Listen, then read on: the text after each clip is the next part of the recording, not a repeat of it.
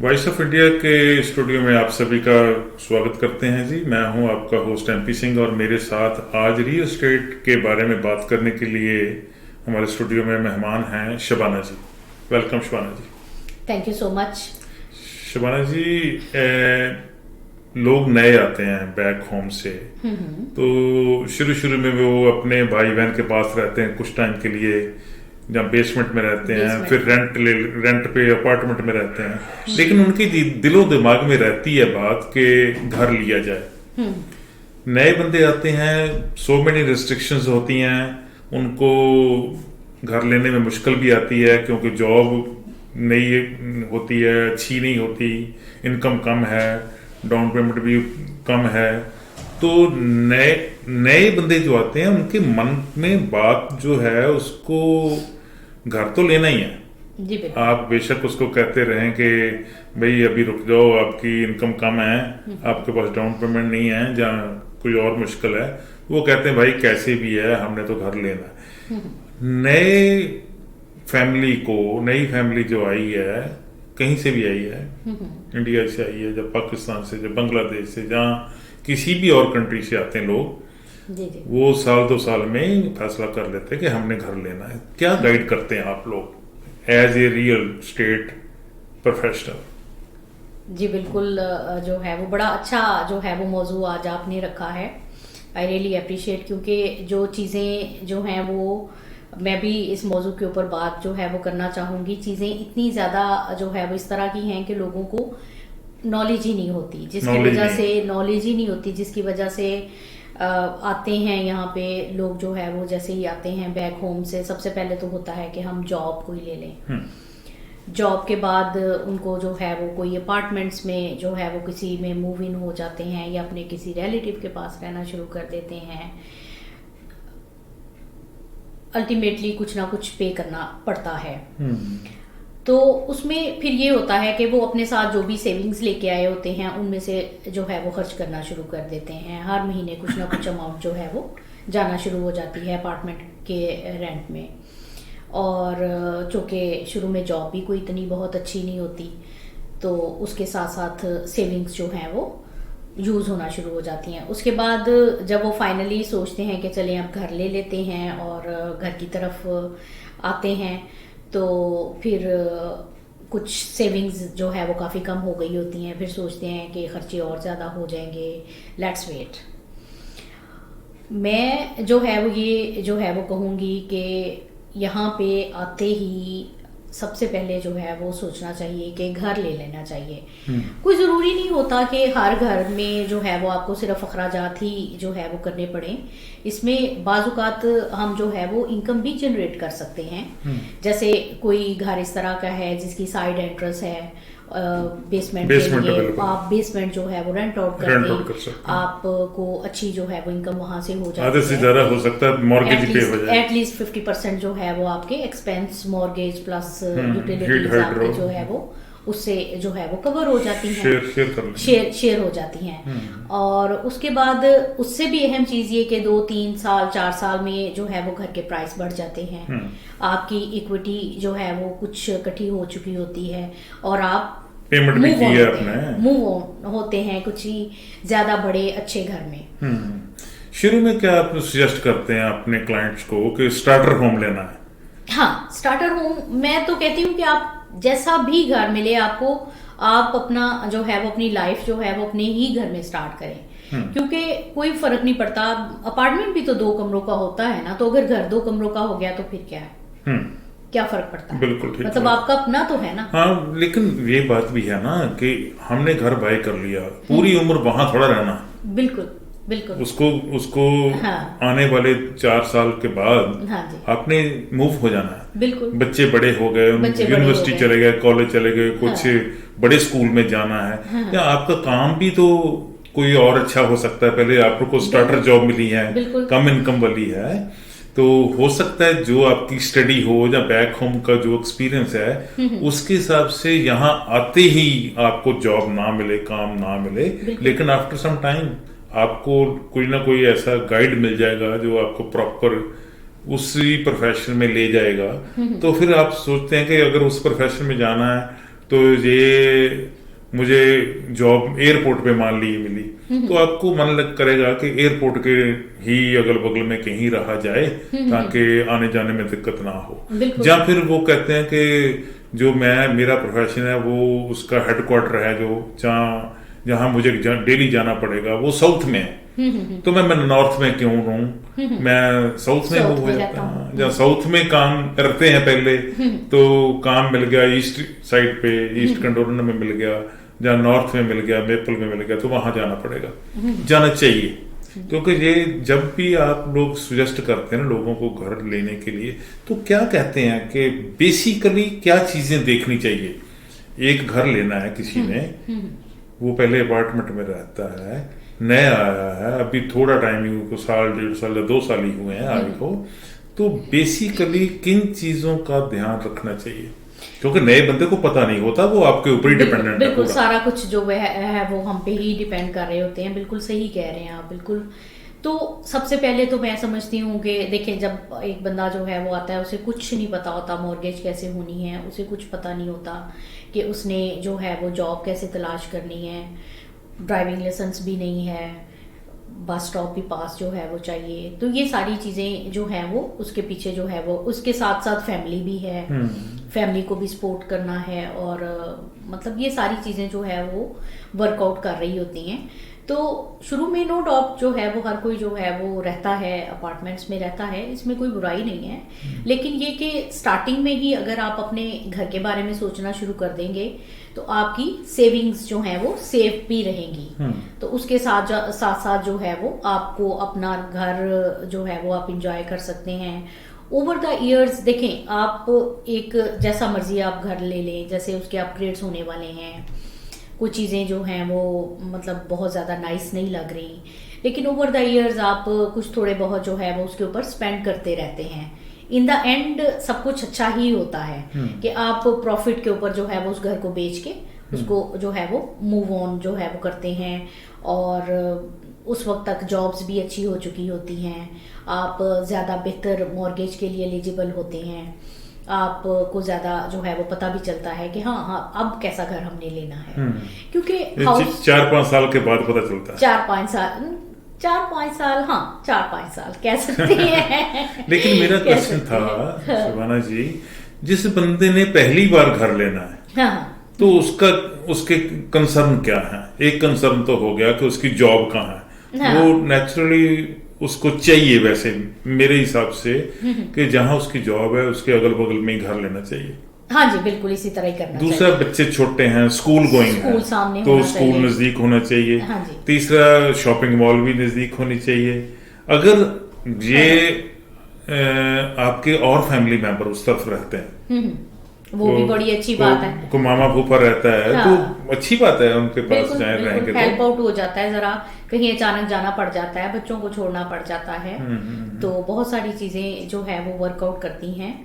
और इसमें घर लेने से पहले मेरा ख्याल है सबसे पहले तो ये देखना चाहिए कि उसमें अपग्रेड्स कितने जो है वो हुए हैं। ये तो नहीं कि हम जो है वो एकदम घर ले लिया, बाद में खर्चा पड़ गया, उसके बाद खर्चा जो है वो घर के प्राइस से भी ज्यादा आ गया, जब बहुत ज्यादा आ गया। जाहिर सी बात है, हर चीज चेंज करनी पड़ गई, तो बिल्कुल फर्नेस चेंज करनी पड़ गई, तो 6-7 क्या जो है ऐसे चीज जो है जो घर में देखनी चाहिए।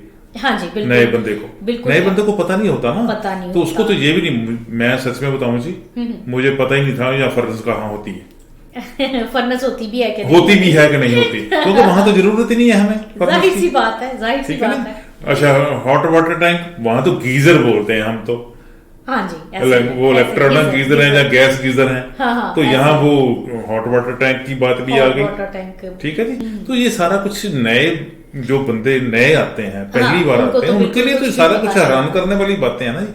किन किन चीजों को देखना चाहिए कि ये फर्नेस कब की बनी हुई है, हॉट वाटर टैंक कब का है, ये जो दूसरा एसी कब का है, विंडो कब की है, शिंगल्स, मुझे शिंगल्स नाम सच में बताऊं जी, मैंने शिंगल नाम सबसे पहले यहाँ आकर ही सुना। वहां तो हम कहते हैं रूफ, छत, नहीं, वो छत भी तो हमारी बहुत डिफरेंट होती है ना। हाँ, वो ऐसी छत तो नहीं होती। हाँ जी, हाँ। यहाँ तो कोई तस्वीर ही नहीं है, कंक्रीट वहां जैसा तो यहाँ कुछ भी नहीं है। वहां जैसा तो यहाँ कुछ भी किन नहीं किन है। चीजों का ध्यान रखना चाहिए जहाँ आप गाइड करते हैं? हाँ। आप भी गाइड करते हैं, आप जब वो लिस्टिंग करते हैं तो आप उसमें लिखवाते हैं सेलर से कि मैंने शिंगल्स इस टाइम चेंज जी, की, बिल्कुल। मैंने जो है एसी अब लगाया, मैंने फर्नेस कब लगाई। ये आप भी तो कहते हैं, फ्लोरिंग के बारे में भी, वॉशरूम जी, के बारे में बिल्कुल। भी, किचन के बारे में भी आप भी गाइड करते हैं।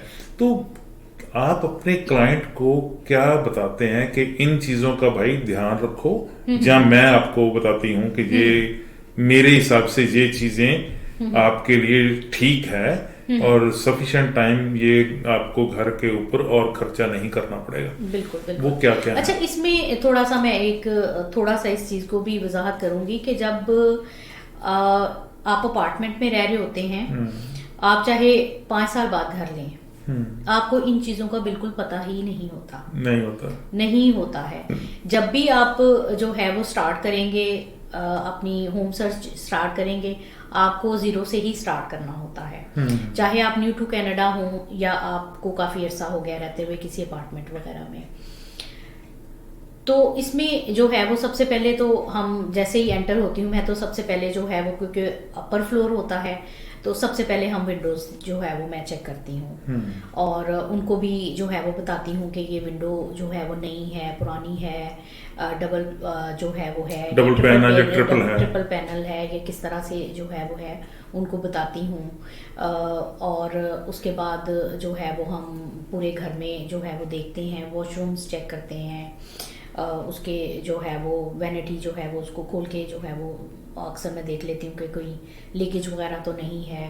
किचन स्पेशली जो है वो हम देखते हैं, सिंक को चेक करते हैं। इसके अलावा जो है वो अप्लायंसेस तो खैर नजर आ ही जाते हैं। वैसे हम लोग कहते हैं कि अप्लायंसेस सबसे एंड में देखनी चाहिए। अप्लायंसेस सबसे एंड हाँ, अगर घर में सारा कुछ ठीक है, हाँ, तो अप्लायंसेस तो चेंज भी हो जाएंगी और वो कोई बहुत ज्यादा जो है वो एक्सपेंसिव भी नहीं होती। तो लेकिन ये कि लेडीज जो हैं वो सबसे पहले अप्लायंसेस देखती हैं। अप्लायंसेस वो किचन में जो है, किचन अप्लायंसेस देखती हैं, स्टोव है, फ्रिज है, वो सारा बिल्कुल बिल्कुल।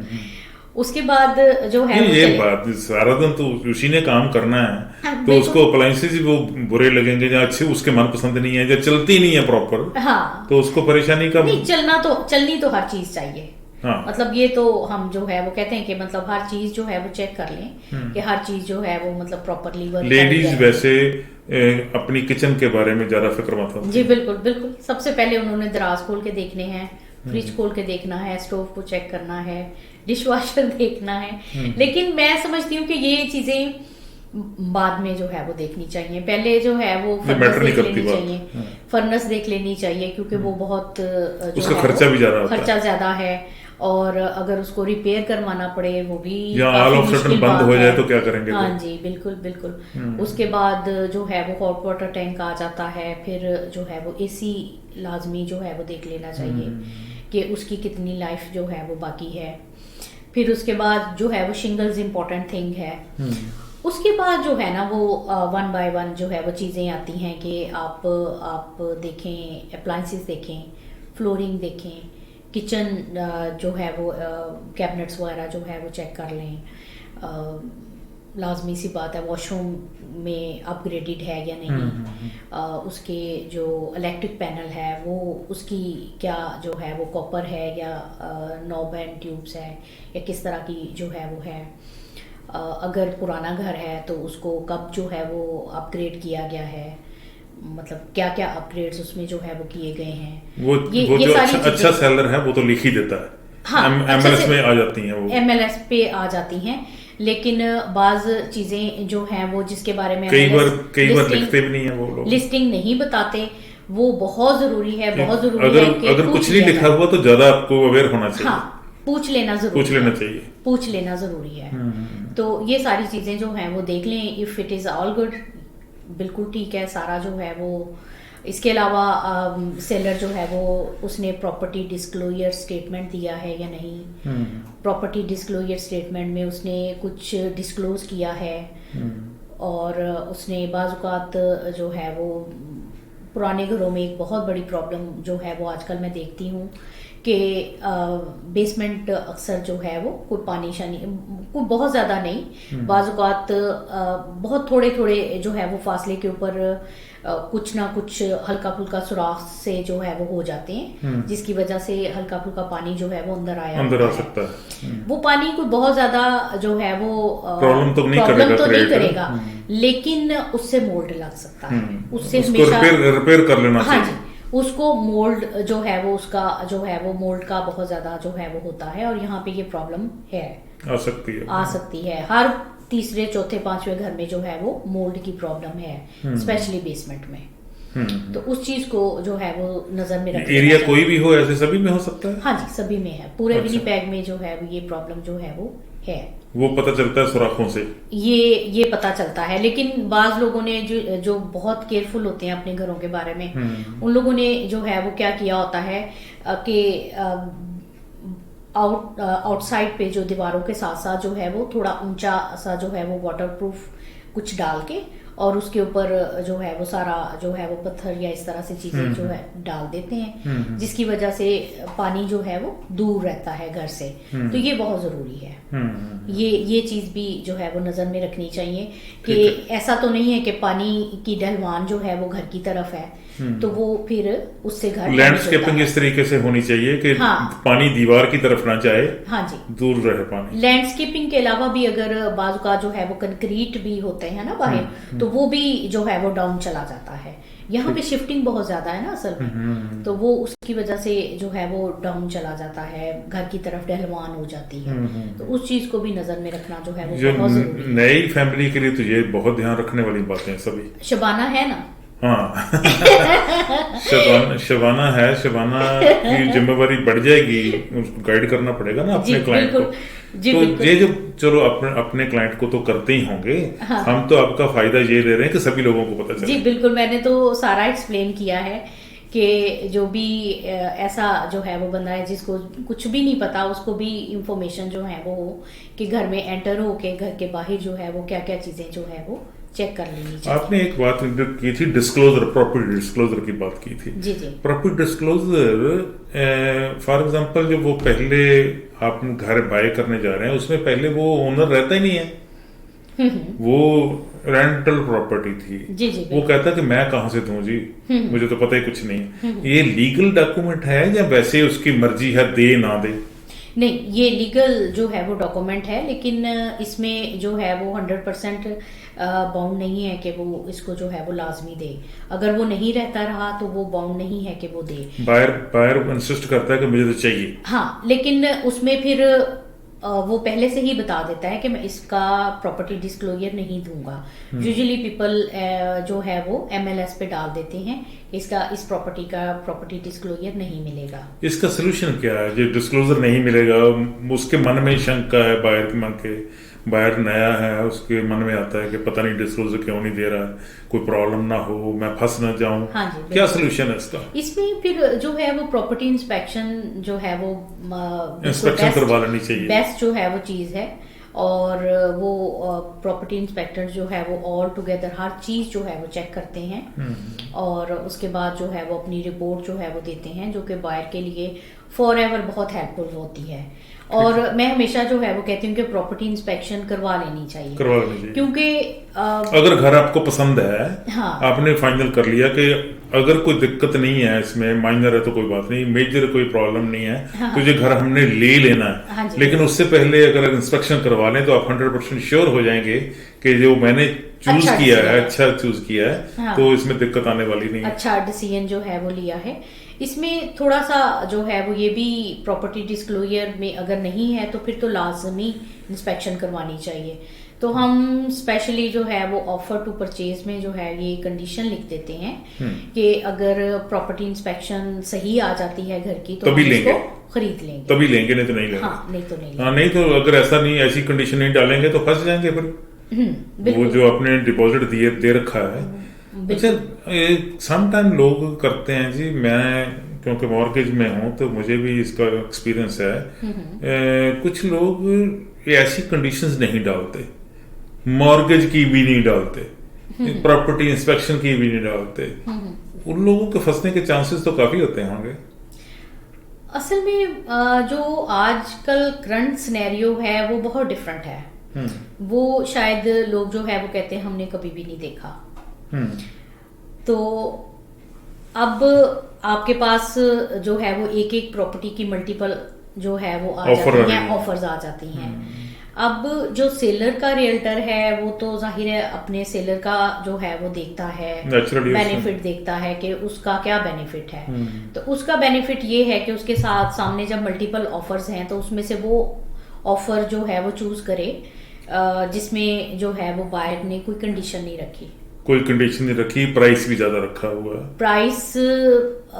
प्राइस भी ज्यादा है, कंडीशन भी कोई नहीं है, तो वो उस ऑफर को जो है वो लेगा, चूज करेगा। क्योंकि अगर कंडीशनल है तो इसका मतलब है ही विल बाय, मतलब सब्जेक्ट टू कंडीशंस। वो अगर ये कंडीशंस जो हैं वो रिमूव करने में 10 दिन लग जाएंगे, फुलफिल हो जाती हैं, वो बाय कर लेगा। अगर वो कंडीशंस जो है वो फुलफिल नहीं होती वो नहीं बाय करेगा।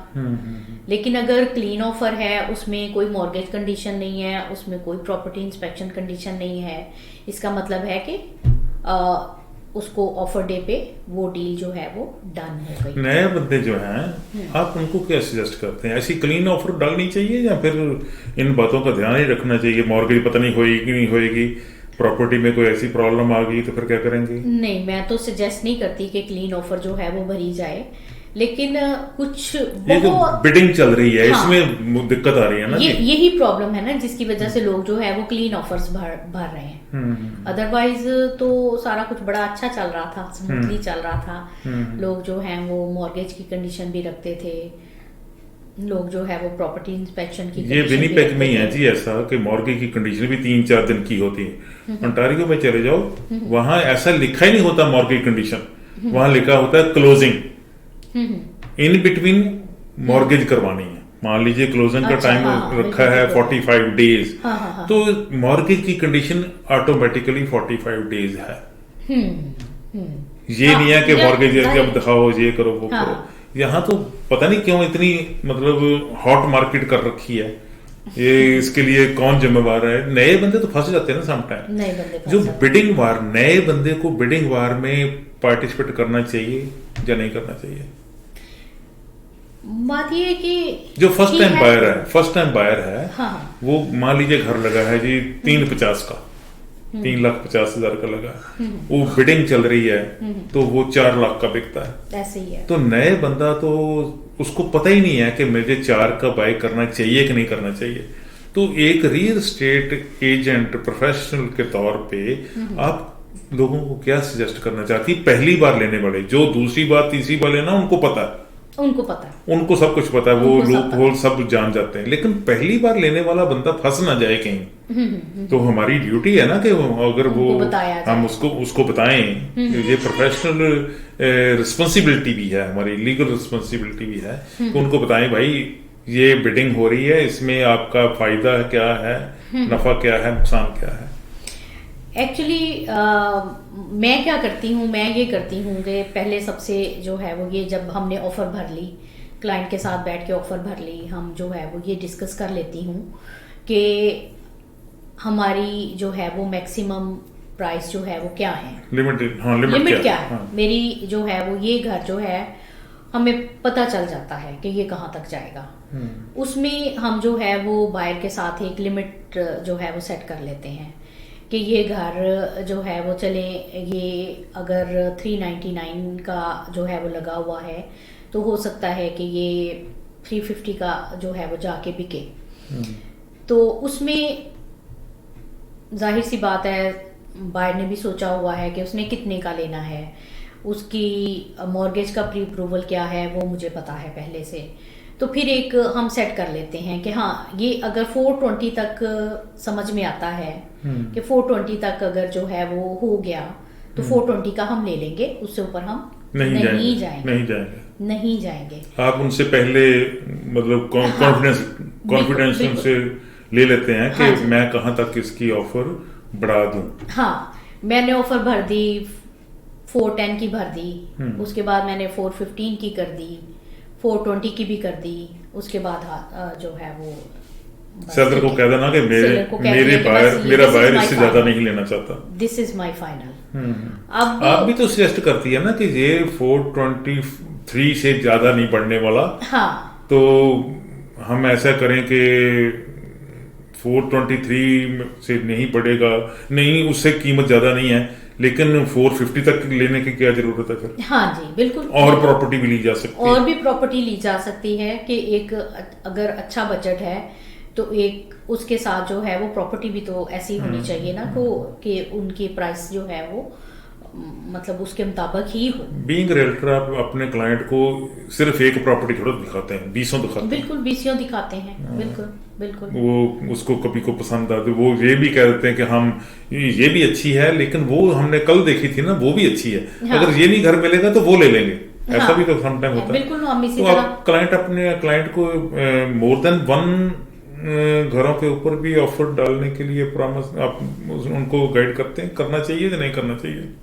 नहीं, मतलब हम जो है वो 1 by 1 चाहे जितने मर्जी घरों के ऊपर जो है वो डाल साइमल्टेनियसली 2 घरों के ऊपर नहीं डाल सकते? नहीं डाल सकते, नहीं डालनी चाहिए। नहीं डाल तो सकते हैं लेकिन डालनी नहीं चाहिए मेरा ख्याल। नहीं, हम डालते ही नहीं है, डालते डालनी नहीं। भी नहीं चाहिए। हाँ, कोई क्योंकि प्रॉब्लम ना आ जाए बाद कोई में। प्रॉब्लम आ सकती है, कोई प्रॉब्लम आ सकती है। अगर दोनों ही एक्सेप्ट हो जाती हैं दोनों जगह तो accept हो प्रॉब्लम जाए। हो सकती है, प्रॉब्लम हो सकती है। हाँ, कल को वो फिर कोई बहाना नहीं रह जाएगा उसके हाँ। पास कि मैंने लेना नहीं है, तो बिल्कुल। मैंने वो दूसरा मुझे ज्यादा अच्छा लगा मैंने तो वो ही लूंगा। ऐसी बात नहीं है। ऐसा जब नहीं आपने कहा जा ऑफर सकता। डाली इसका मतलब आपको अच्छा लगा तभी ऑफर डाली। हाँ, बिल्कुल बिल्कुल। ऑफर तो देखिए ना, ऑफर टू परचेज एक लीगल जो है वो डॉक्यूमेंट है। हम जो है वो किसी को ऑफर कर रहे हैं कि हम तुम्हारा घर खरीदना चाह रहे हैं, तो अगर हमारी कैपेसिटी एक घर खरीदने की है तो हम एक ही के लिए और क्या मशवरा देना चाहते हैं आप नए बंदे को, नई फैमिली को, पहली बार घर लेने वाले को? मैं तो ये कहूंगी कि आप जो है वो कनाडा में एंटर हो गए, this is the best place to live. उसमें जो है वो ठीक है सारा कुछ सोचें, लेकिन आप अपनी सेविंग्स जो अपने साथ लेके आए हैं उसको जाया ना करें। जल्द से जल्द सोचें कि घर हमने जो है वो लेना है, अपने लिए, अपने बच्चों के लिए एक अच्छा लिविंग स्टाइल जो है वो रखना है। और इसमें जो है वो शुरू में शायद थोड़ी बहुत जो है वो प्रॉब्लम्स आए भी, लेकिन ऐसी कोई बात नहीं। घर जो है वो हर तरह के जो है वो यहाँ पे मिल जाते हैं। शुरू में मैं सजेस्ट करूंगी कि बहुत बड़ा ना लिया जाए, कोई ऐसा ले लिया जाए जिसकी बेसमेंट जो है वो rent out equal to apartment भी हो तो क्या बात है। इक्वल टू अपार्टमेंट भी हो, जैसे हाँ, अपार्टमेंट में है वैसे भी हो, तो आपकी प्रॉपर्टी तो आपके नाम पे है ना जी, आपकी अपनी चीज है, सुकून भी है रहने में, इंडिपेंडेंट है आप। बिल्कुल। और रेंट तो देखें किसी और को आप दे रहे हैं, उसकी पॉकेट में जा रहा है। हाँ, कुछ नहीं मिल आपको रहा, उसका रिटर्न तो रिटर्न कुछ नहीं नहीं है। एटलीस्ट अगर जो है वो मॉर्गेज का रेट ज्यादा है या कम है, या मॉर्गेज ज्यादा भी है, फिर भी कुछ ना कुछ आपको वापस तो मिल रहा है, कुछ ना कुछ कहीं ना कहीं जमा तो हो रहा है आपके नेक्स्ट घर के लिए। तो पहले शिवाना जी जब लोग आते थे ना जी कनाडा में, तो मेरे कुछ रिलेटिव मुझसे पहले बहुत पहले आए हुए हैं, वो बताते हैं जी $20 दे के आने होते थे। $20 का क्या होता है? कुछ भी नहीं। ठीक है, अब तो गवर्नमेंट ने कह रखा है कि अगर आपको कनाडा में एंटर करना है तो कम से कम इतनी मनी लेके आनी पड़ेगी। उसकी वजह क्या है? एक तो यह है कि अगर आपको आते ही काम नहीं मिला तो आपके पास पॉकेट में पैसे हों तो आप अपना खाना पीना प्रॉपर कर सकते हैं। दूसरी बात, अगर आप अच्छा पैसा लेके आए हैं, वहां आपकी बैक होम में प्रॉपर्टी थी, वो बेच डाली आपने, वो जॉब करते थे, वहां से आपको जॉब से पैसे मिले हैं, रिटायरमेंट से मिले हैं या प्री रिटायरमेंट से मिले हैं, तो आप यहाँ सेटल होने के लिए, परमानेंट सेटल होने के लिए आए हैं, तो पैसे लेके आए हैं तो आपको नेचुरली वो इन्वेस्ट तो करना ही है। हाँ, तो घर जो है, प्रॉपर्टी जो है, सबसे बढ़िया है वो इन्वेस्टमेंट करने के लिए। सेफ इन्वेस्टमेंट है। बाज जो है वो लोग यहाँ पे आके अपना इन्वेस्ट जो है वो कर लेते हैं। शुरू में बिजनेस में इन्वेस्ट या बिजनेस कोई करना बड़ा मुश्किल काम है। मैं तो बिल्कुल सजेस्ट नहीं जब करूंगी बिजनेस कि के कोई बारे में पता ही business नहीं लिया होता जाए। ना, बिजनेस के बारे में पता ही नहीं। ये हर चीज यहाँ पे डिफरेंट है। पहले आप जो भी बिजनेस, अगर कोई फूड का बिजनेस करना चाहते हैं तो मैं तो ये सजेस्ट करूंगी कि आप किसी रेस्टोरेंट पहले में काम कर लो। लें, वहां पे एक्सपीरियंस ले लो। एक्सपीरियंस लें, आपको चीजों का पता चले, आपको कैसे उसको चलाना है, फूड हैंडलिंग जो है वो किस तरह से करनी है। यहाँ लॉ है, बड़े सख्त लॉ है, सख्त लॉ है, और वो फॉलो करने पड़ेंगे। रूल्स रेगुलेशंस क्या हैं, हर चीज जो है वो सीखी तभी जा सकती है जब उसमें आप एंटर होंगे। एंटर करेंगे। साल 2 साल देखें कैसे जो है वो चलता है सिलसिला, कैसे जो है वो बिजनेस होता है, फिर बाय किया जाए। बिजनेस से पहले घर ले लेना चाहिए, ये अच्छी हाँ, बात है। बिल्कुल। और ये भी हमारी बात से शायद कंक्लूजन ये निकला है हाँ। कि ज्यादा वेट करने की जरूरत भी नहीं है। आप नए आए हैं, काम मिल गया है तो घर ले लो, घर ले लें, बिल्कुल बिल्कुल। आपकी इनकम अपनी स्टार्ट हो savings को चुकी waste है, ना करें। इनकम स्टार्ट हो चुकी है, तो इनकम को दूसरे की पॉकेट में डालने से बेहतर है अपने पास ही रखो। अपने ही जो है वो जमा कराएं, अपने ही पैसे जमा बहुत करें। बढ़िया बातें आपने बताई आज, बहुत बहुत मेहरबानी। दोबारा किसी दिन फिर और बातें करेंगे जो कम्युनिटी के लिए हेल्पफुल जी, हों। बिल्कुल। ये हमारे ऐसे प्रोग्राम करने के पीछे मकसद हमारा यही होता है कि इन बातों को कम्युनिटी समझे, कम्युनिटी को इन बातों का फायदा हो। जी, बिल्कुल। इसीलिए हम सभी प्रोफेशनल्स को बारी बारी यहाँ इनवाइट करते जी, हैं, बहुत आओ भाई शुक्रिया। अपना एक्सपीरियंस शेयर करो, अपने प्रोफेशनल जो है एडवाइस लोगों को दो। तो जो आपने आज जो प्रोफेशनल एडवाइस दी है इसके लिए हम आपके बहुत शुक्रगुजार हैं। Thank thank you you so much, thank you.